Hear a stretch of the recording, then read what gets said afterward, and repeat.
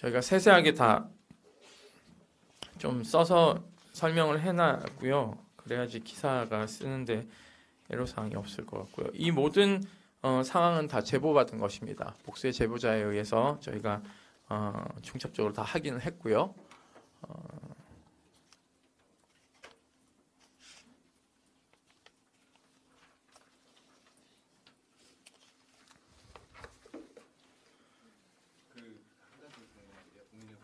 네네.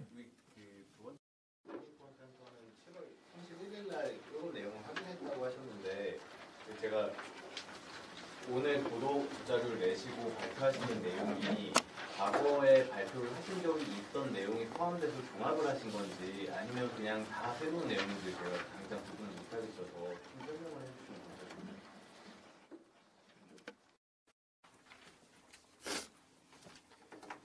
감사합니다. 예. 이전에 이제 그 언론 보도가 사실 이 사건의 경우에는 각 언론사 단독 보도도 굉장히 많은 편이고 여러 가지 사실관계들이 이제 계속해서 드러나고 있는 상황이기 때문에 과거에 군인권센터에서 발표했던 내용과 이미 언론에 보도가 된 내용들도 포함이 되어 있습니다.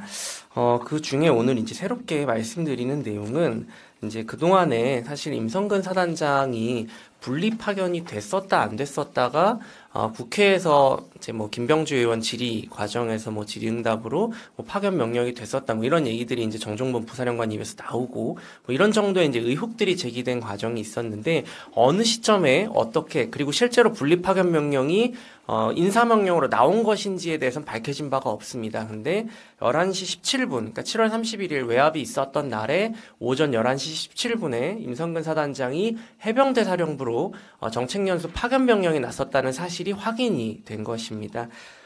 이 명령이 내려왔다라는 거는 사실 분리 파견 명령을 국방부 장관이 고민하거나 또는 해병대 사령관과 전날 만났잖아요. 7월 30일 날.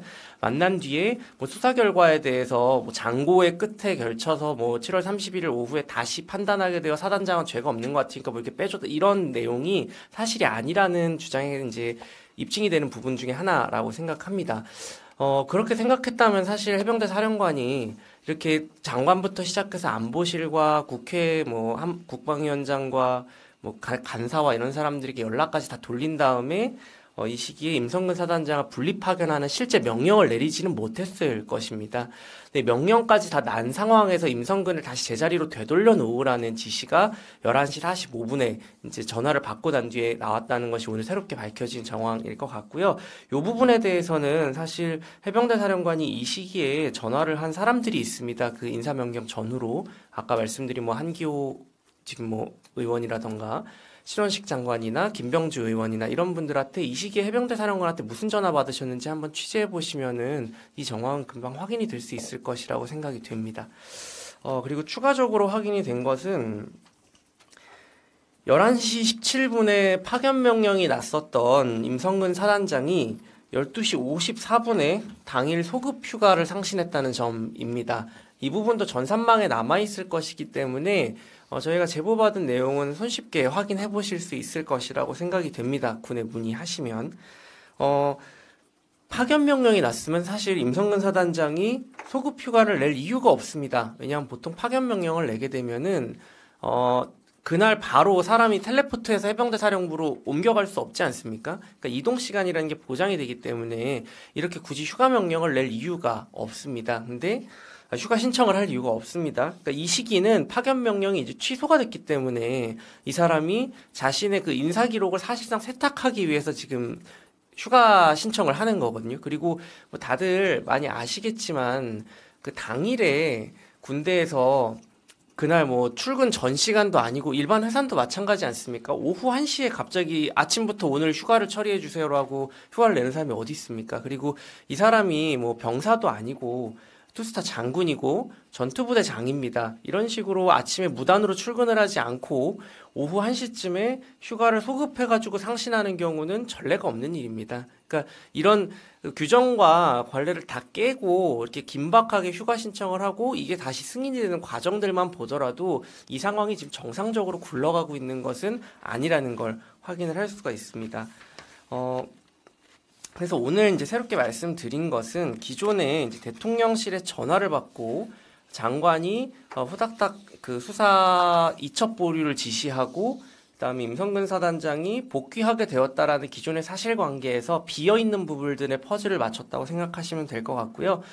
같은 날 7월 31일에 파견 명령과 대통령실 전화와 파견 취소와 휴가 소급 신청, 휴가 처리 이런 순서대로 임성근 사단장이 원래는 사단장직에서 쫓겨날 사람이었는데 갑작스럽게 하루 몇 시간도 되지 않아서 복귀하게 되는 과정이 있었다라는 것으로 이해해 주시면 될 것 같습니다.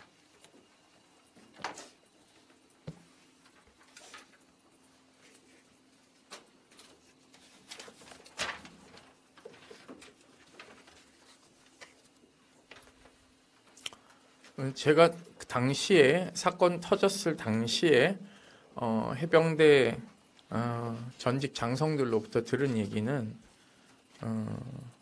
보직 해임 결정이 났고 출근하지 않았고 그렇게 얘기합니다. 보따리 싸고 있다고. 그랬던 사람이 갑자기 휴가 처리를 하면서 이렇게 셀프로 이렇게 소급 적용하는 것도 사실상 장성 인사에서는 볼 수 없는 상황이라고 보시는 것이 맞습니다. 그리고 통상적으로 보직 해임을 할 때는 전광석화까지 아주 빛의 속도로 하죠. 윤일병 사망 사건이 터졌을 때 보직 해임된 사람들을 한번 복귀해 보십시오. 사단장, 군단장, 그리고 역대 참모총장이 군 사망 사건으로 잘려나간 일은 거의 없습니다. 이런 것은 단칼에 정리들을 하는 겁니다. 왜냐하면 여기가 전투부대의 사단장이고 이제 후방이라고 인식하겠지만 사실 해병대 1사단은 전방부대이나 마찬가지입니다. 왜냐하면 유사시 상륙군으로서 원산이나 금강산 일대 이쪽으로 치고 들어가는 병력이기 때문에 공격군으로서의 역할을 해야 되는 사실상 야전군이나 마찬가지입니다. 거기도 해안 초소들이 다 있는 곳이고요.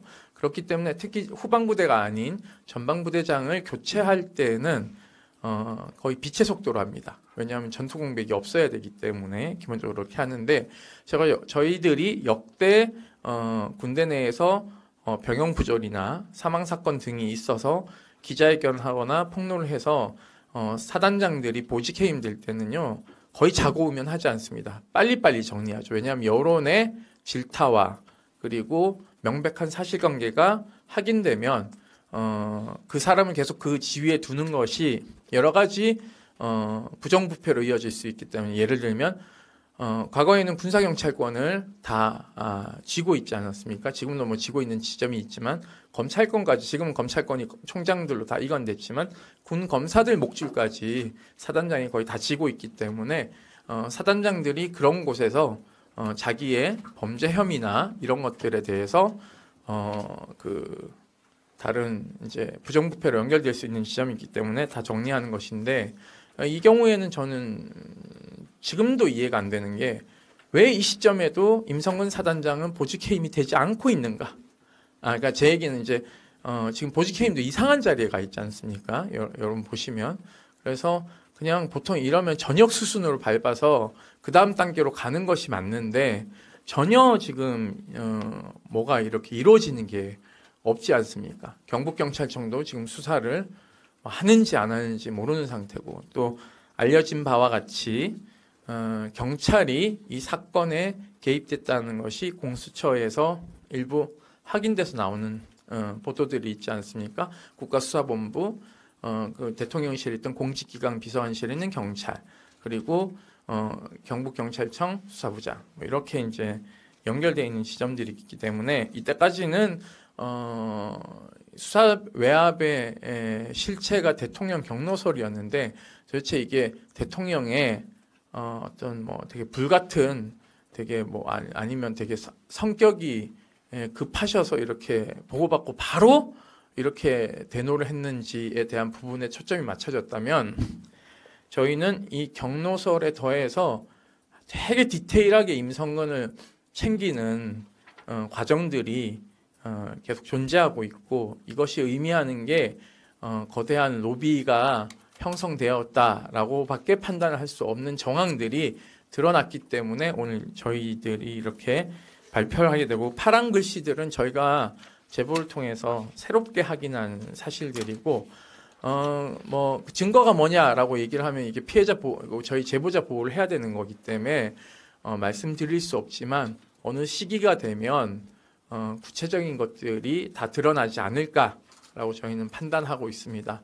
그래서 여러 이제 그 이종섭 장관이 지금 해외 대사되고 뭐 이렇게 1년에 그만두는 과정도 보시면 아시겠지만 당시 국방부 장관으로서의 책임을 지고 증거인멸이나 도주를 막기 위해서 제가 당시 군인권센터와 함께 얘기했던 게 장관에 대한 탄핵소추안을 빨리 발의해서 6개월 이상 도망가지 못하도록 발을 묶어야 된다라고 주장을 했을 때 당시 이 탄핵소추안이 잘 가다가 대통령이 귀국하면서 뭐 이제 이상하게 이제 야당에서도 추진하던 동력을 잃었고 대통령실이 당황한 나머지 월요일 날 소폭 개각을 했어야 되는데 개각을 못했던 것들을 기억하실 겁니다. 그래서 되게 기상천외하게 자진 사퇴하는 걸로 정리되면서 사표 수리했죠. 호주 대사직도 지금 그런 모양새하고 똑같습니다. 판박이 형태거든요. 그렇기 때문에 지금 1년에 뭐 수사를 받으면 된다 이런 입장이 아니라 사실 빨리 구속을 시켜야죠. 핸드폰도 지금 교체해서 제출했기 때문에 공수처의 수사를 방해한 것으로 저희는 판단하기 때문에 수사 방해하면은 통상적으로는 빨리 구속영장을 청구해서 신변 확보하고 증거자료를 더 찾아내는데 지금 1년의 공수처의 수사가 뭐 본인들은 수사 인력 때문에 되게 더디다고 얘기는 하지만 수사의 기법과 통상적인 예로 봤을 때는 조금 많이 더디다라고 저희는 판단하고 있습니다. 그래서 저는 임성근 그 이종섭 장관에 대해서 빨리 구속 수사를 해야 윗선이 누군지를 밝힐 수 있다. 그리고 그것에 대해서 명확하게 자료들이 지금 하나둘 나오고 있는데 그것을 잘 이행하지 못하는 것 같아서 안타깝습니다. 그래서 임성근 사단장에 대한 부분은 저희가 이렇게 좀 자세하게 말씀을 드렸고 새로운 로비의 실체들이 과연 누구인가 대통령이 군 조직의 통수권자로서 장관의 명령을 뒤집을 수 있는 유일한 사람이기 때문에 이 사람에게 이런 휴가를 줘야 되고 보직에 대해서 디테일하게 챙겨야 된다는 건 사실상 본인이 거의 입력시켜줘야 되는 일이거든요. 장관도 이런 걸 잘 못 챙깁니다. 왜냐하면 군 구조가 다 다르고 실질적으로 이제 국방부 장관을 위시해서 모두가 다 보직 해임으로 결정했기 때문에 이거를 뒤집히는 과정에서의 디테일한 이러한 자기 보직 챙김은 임성근 사단장이 구체적으로 자기 상황을 대통령이나 대통령에게 얘기가 들어갈 수 있는 사람에게 구체적으로 얘기해 줬기 때문에 이런 실행들이 이루어지고 있는 것이거든요. 그래서 이게 누구인지 뭐 지금 한간에는 누구다라고 얘기하지만 이제 그게 중간다리 역할이 없었지 않습니까? 오늘 이런 게 밝혀졌으니 그러면 임성근 구하기의 실질적 로비스트가 누구인지를 밝혀야 되는 거죠. 임성근 사단장이 대통령에게 다이렉트 전화를 했을까? 아니면 그 중간자 역할을 하는 안보실에 또는 대통령실에 누군가가 있는 것인가? 아니면은 대통령의 비선 그룹이 있는 것인가? 이런 것들은 수사를 해서 수사 외압의 주체들이 누구인지를 명확히 밝혀야 된다라는 입장에서 오늘 기자회견을 한 것입니다. 질문이 또 있으신가요?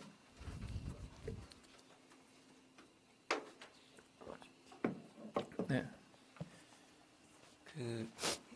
이제 조금 아까 보직 얘기하신 거 조금만 더 말씀을 드리면 이제 오늘 말씀드린 건 파견 명령입니다. 이제 군인들이 파견이 있고 그다음에 보직 해임 절차가 있고 보직이 교대되는 절차가 있습니다. 이게 조금씩 다 다른데요. 파견의 경우에는 일단 지금 있는 부대에서 다른 쪽으로 발령을 내는 겁니다. 그러니까 지금 보직 자체를 예를 들어서 임성근 사단장이 1사단장인데 1사단장 자리 보직을 당장에 해임할 수는 없습니다. 이것도 심의위원회 절차를 거쳐야 되고 그리고 요건도 좀 있어야 됩니다. 예를 들면 수사가 개시되어서 입건이 되고 뭐 그에 따라서 중대한 비위행위가 어느 정도 판명이 되고 이런 과정들이 있어야 되는데 사실 2단계는 이제 이첩이 되어가지고 입건을 시킬 대상자로 임성근이라는 사람을 경찰에 넘기는 단계이기 때문에 바로 보직해임을 넘어가기에는 약간의 무리가 있을 수 있습니다. 본인이 이 부분에 대해서 나중에 문제 제기하고 소송 걸면 뒤집어질 수가 있기 때문에 일단은 파견 명령의 형태로 해병대 사령부로 소속을 옮겨놓고 해병대 1사단장의 직무를 사실상 수행할 수 없게 만드는 과정이었던 것이죠. 근데 사단장을 파견 명령을 내놓으면 1사단장 자리를 그대로 비워놓을 수는 없지 않습니까? 이게 계속 공석이면은 부대 운영이 안 되니까요. 그렇기 때문에 7월 31일 전날에 이 파견 명령을 내기 전에 이미 누구를 1사단장으로 후임 명령을 낼 것인가에 대해서 해군 참모총장이나 국방부 장관을 만나서 해병대 사령관이 상의를 했던 겁니다. 그리고 그때 이제 이름이 나왔던 사람이 원래는 주일석 전비실장이었고 주일석 전비실장이 좀 어렵다는 얘기가 합참으로부터 나와가지고 정종범 부사령관으로 사실상 내정을 하고 이제 파견 명령을 냈던 것이죠. 임성근에 대한. 그럼 왜 파견 명령과 동시에 새로운 1사단장에 대한 인사 명령이 없었느냐라는 건 아까 기자회견문에 나오듯이 전투부대장은 대통령의 임명 절차가 있어야지 임명이 됩니다. 그러니까 국방부 장관이 이 사람을 1사단장으로 임명해 주십시오 하고 제청을 하면 대통령이 임명하는 절차를 밟아야 되는데 아직 그까진 가지 못했기 때문에 일단은 임성근을 파견해놓고 그 다음에 후임자를 이제 임명한 절차를 밟으려고 한 단계였던 것이죠. 그렇기 때문에 사실상 파견 명령을 냈다는 건 임성근 사단장을 보직에서 밀어내기로, 그러니까 쫓아내기로 했다라는 것과 같은 맥락으로 이해를 해주시면 됩니다. 이건 같이 갈 수밖에 없는 거고 파견하고 다시 복귀시키고 이런 과정들은 전투부대장에 있어서는 뭐 이렇게 있을 수는 없는 일이라는 점을 좀 알아주시면 좋겠고 이 시기에 이제 도는 얘기로는 7월 28일에 임성근 사단장이 이제 김기한 사령관을 만나지 않습니까? 뭐 기자회견문에도 나옵니다만 나온 자리에서 자신이 책임을 통감하고 어느 정도 뭐 자신도 내려놓을 테니 자기가 그래도 단숨에 뭐 보직해임되고 전역이 되면은 순식간에 이제 자기 월급이 다 날아가게 되니까 내 먹고 살 길을 좀 찾을 수 있도록 해병대 사령부에다가 정책연수증을 보내주면 감사하겠다라고 해서 해병대 사령관이 그렇게 하자라고 했던 것이 있고 기억하시겠지만 아마 이 시기에 그 임성근 사단장이 그러니까 갑자기 자기가 그 모든 걸 책임지고 물러나겠다는 보도가 난 적이 있어요. 그리고 사퇴하는 겁니까? 라고 했더니 책임은 지겠지만 사퇴는 아닙니다라고 하루 만에 입장을 번복한 일이 있었습니다. 이것도 사실 이 사람이 갑자기 왜 이러지 싶었을 텐데 이게 원래는 7월 28일에 임성근 사단장이 이런 식으로 김기한 사령관한테 의사를 밝혔고 자신이 물러나는 것에 모양새를 좀 갖추어 달라는 부탁을 사령관에게 해서 당시 사령부 공보정훈실에서 그 모양새를 만들기 위해 가지고 임성근 사단장이 이제 자연스럽게 물러나는 책임을 지고 뭐 부하들을 위해서 물러나는 모양새를 갖추어 주려다가 그 과정에서 이제 이 임성근 사단장이 다른 쪽에 아마 로비를 넣은 것이 주요하게 먹히게 되면서 언론 보도가 다 뒤죽박죽이 돼버리는 상황이었다고 하더라고요. 그러니까 임성근 사단장이 한쪽으로만 로비를 넣었다고 보이진 않고 7월 28일에 본인이 입건이 될 예정이라는 건 알게 된 순간부터 다방면으로 계속 로비를 넣었던 것이 아닌가라고 판단이 되고 그 중에 이제 대통령실에 있는 어떤 모처에 로비가 먹히게 되어가지고 7월 31일에 상황이 급변하게 되는 과정들로 이어지게 된 것이 아닌가라는 부분이 있어서 이 보직해임과 파견 명령의 과정을 이 배경을 가지고 좀 이해를 해주시면 좋을 것 같습니다.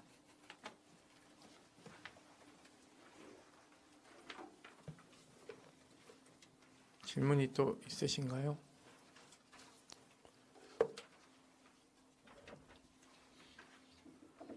SBS 평방은 네. 이미 답해주시긴 했는데 그 로비 의혹이 계속 제기되고 있는지 정확하게 말씀을 못 해주시겠지만 군인권센터 판단하시기에는 그 근거가 꽤나 확실한지 아니면 아직 좀 의혹 수준인 건지 좀 궁금합니다. 근거는 명확하죠. 뭐냐면 대통령실에서 전화 온 게 장관으로부터 내역이 이미 공개됐잖아요. 그러니까는 그러면은 갑자기 뜬금없이 대통령이 아무리 국군 통수권자지만 군 구조에 대해 잘 모르시잖아요. 이걸 다 뒤집어 엎는 과정이 일련의 대통령의 큰 줄기의 지시와 그 다음에 이제 자잘하게 이제 이 임성근 사단장을 챙기고 이런 디테일한 명령들을 내리는 것은 사실은 대통령실에서 누군가가 대통령의 전원에 따라서 뒤집어 엎은 것에 대해서 어명에 뒤따르는 후속 조치 어명이거든요. 대통령이 이걸 전화 일일이 해서 사단장 휴가 처리시켜라 이런 것들은 대통령이 알 수가 없는 구조입니다.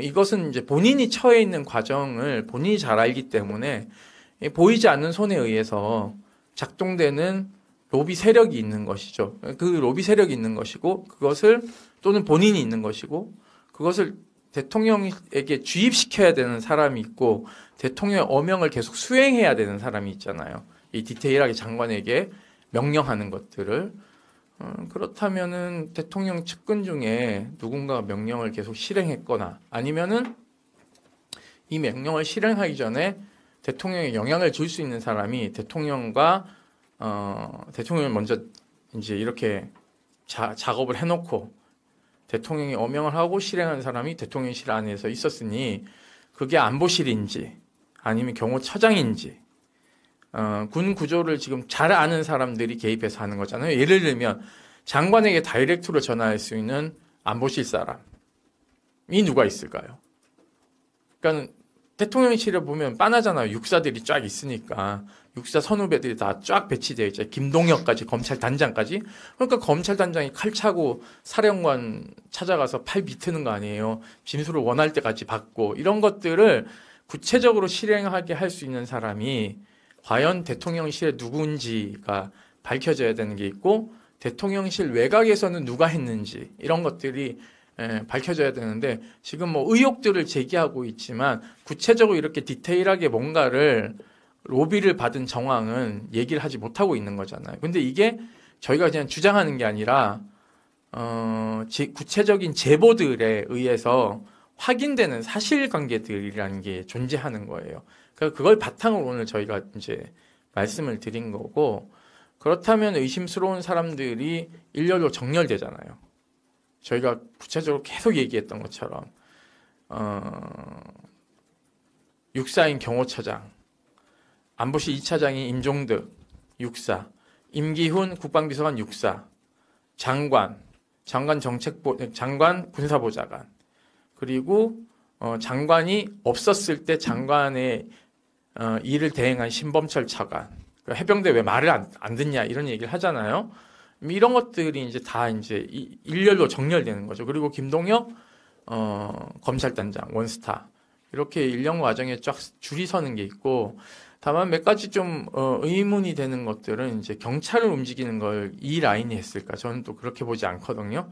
그러니까 대통령실에도 경찰 라인이 있으니까 그러면 이것을 구체적으로 어명을 실행하는 사람들이 이제 각자의 역할들을 하는 것이죠. 예.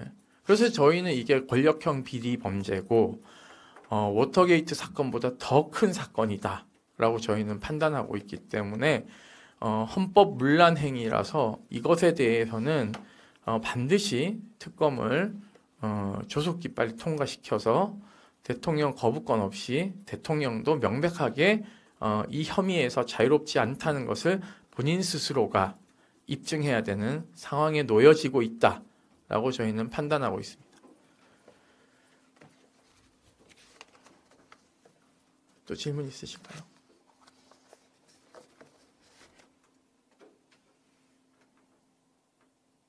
없으시면 이상 마치도록 하겠습니다. 고생하셨습니다.